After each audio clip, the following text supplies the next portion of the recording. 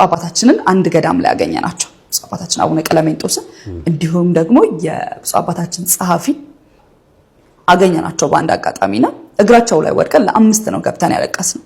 በያዙት መስቀል ባቆረቡበት እጆት ብለን ነበር የለመናቸው። ቃል በቃል ልጆቼ ምንም ማድረግ አልችልም አርፋችሁ ቁጭ በሉ ትገላችኋለች። እጇ ረጅም ነው ነበር ያለው። ያው እንደነገርኩክ ነው የተለያዩ ማስፈራራዎች ስቲል ልንሄድበት ያሰብነውን ቦታ ቀድሞ ያውቁት ነበር። ልናደርጋት የምንፈልጋትን እያንዳንዷን ነገር ቀድሞ ያውቁ ነበርና ቀን በቀን ነበር ስልክ የሚደወልልን። በተለያዩ ስልክ ደህንነት ነን ብሎ የሚደውል ነበረ፣ ፖሊስ ነኝ ብሎ የሚደውል ነበረ።